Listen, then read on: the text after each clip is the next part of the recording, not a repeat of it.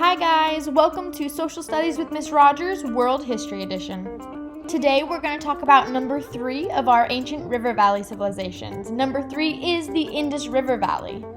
Some of you may not have ever heard the word Indus before, and that's okay. Indus River Valley is really just ancient India.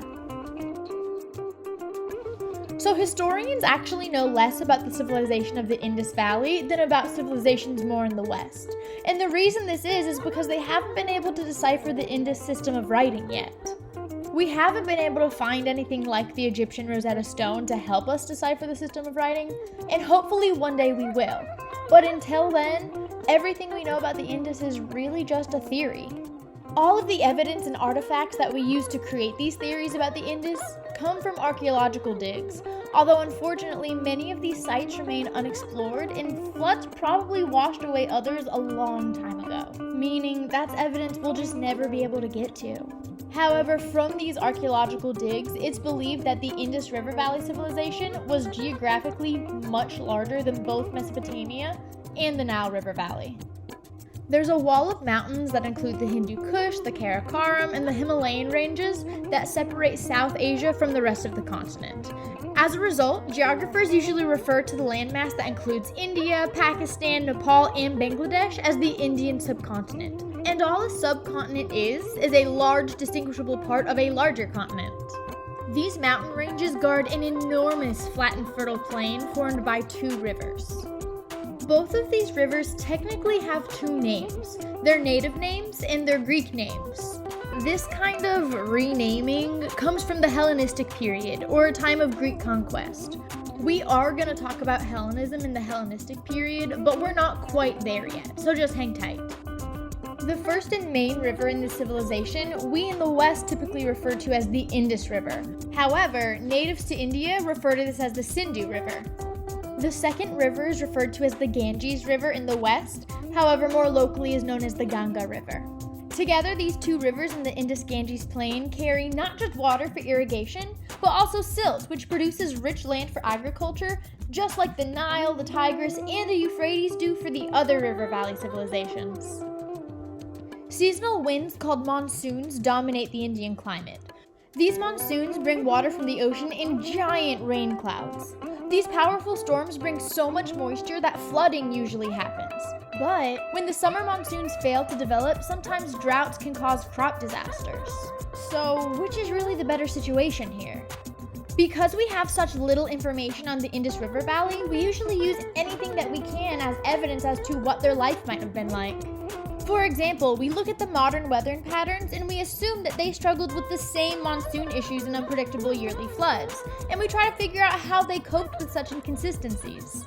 That is really what being a historian is about, taking all of the puzzle pieces you can find and trying to fit them together so that you can find out what the picture is. No one's really sure how human settlement began in the Indian subcontinent. Maybe people arrived by sea from Africa and settled to the south. Maybe northern migrants made their way through the Hindu Kush mountains. What we do know is that archaeologists have found evidence in the highlands of agriculture and domesticated sheep and goats that dates back to about 7,000 BC. And we do know by about 3,200 BC, people were farming in villages along the Indus River. One of the most remarkable achievements of the Indus Valley people was their sophisticated city planning. The cities in early Mesopotamia were just a jumble of buildings connected by a maze of winding streets all over the place. But in Indus, people used something called a grid system. It almost looked like someone planned their cities on the graph paper that you guys use in math class. Everything from streets to buildings were set up in pretty straight lines in a really organized fashion. Cities featured a fortified area called a citadel, which contained the major buildings of each city. These buildings were constructed out of mud bricks that were cut in some pretty standard sizes. Also, early engineers in Indus created this really sophisticated plumbing and sewage system, which is so incredible that they were able to figure something like that out. Harappa is one of the cities within the Indus civilization, and it itself is a really good example of city planning. The people there built the city on a mud brick platform just to keep it from flooding. They also built a huge brick wall about 3.5 miles long to surround the city, and inside the citadel provided protection for the royal family and served as a temple. The Harappan culture spread throughout the Indus Valley, and just like Egyptian and Mesopotamian civilizations, the culture was primarily based on agriculture. There are a lot of artifacts that we found to help us explain some of these aspects of their culture and their life. We aren't 100% positive what actually happened to the original Indus Valley inhabitants. Again, we can't translate their written language, so we can't read any of their stuff. Some historians say that there had to be some natural disaster, like a flood or an earthquake that ended the civilization after it killed a lot of people, or just ran them off. However, the Rig Veda, which is a holy text in Hinduism, describes northern invaders conquering the Indus Valley cities. Regardless of the cause, all historians do agree that there was a dramatic shift in Indian culture about 1500 BC, enough for it to be considered a whole new civilization. One theory states that the people of the Indus River Valley, called Dravidians, were extremely peaceful people. They were very spiritual in nature and extremely giving to neighboring societies. This idea comes from the fact that we have not been able to find any signs of weapons throughout any archaeological digs in Indus. We also know that this civilization was on good terms with other surrounding societies, even Mesopotamia. We have actually found Indus Valley coins at Mesopotamian dig sites, which tells us that the two probably traded with each other. It's said that a northern group of Indo-European speaking nomadic people called Aryans were not as peaceful as the Dravidians. They were much more aggressive and even used more advanced weapons and chariots. The theory is that the Aryans conquered the land and possibly mixed with the Indus people. It's possible that the mix of the two cultures created the modern world religion Hinduism and would also be the ancestors to those who live in India today. Can we state that is 100% what happened? Well, no, we can't. I mean, there's no one we can just call up and ask, hey, is this what happened when you were there? There are a few different theories that historians have, and they don't always match up with what local religious groups teach, and that's okay. Honestly, it doesn't change anyone's day whether you believe one or the other. The truth is, we can't prove any of them. And honestly, if we never find a way to decipher this writing, we might never know. What we do know is that once the Aryans were the predominant people of the land, new cultures started forming. One example would be the caste system. The caste system is a hereditary social structure that originated in ancient India, but still has a predominant effect on India today. This social hierarchy reflected the ideas of an ideal Aryan society.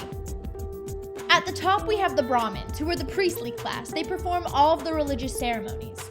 Them being at the top should really show you how important religion is to the society.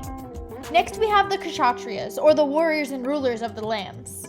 The Vishyas will be your specialized working class of merchants and farmers. And lastly, you have your Sudras, who are your peasants and servants. Now, there is technically a fifth grouping, but they're not considered a caste. They're more casteless, and that's the untouchables, or now called the Dalits.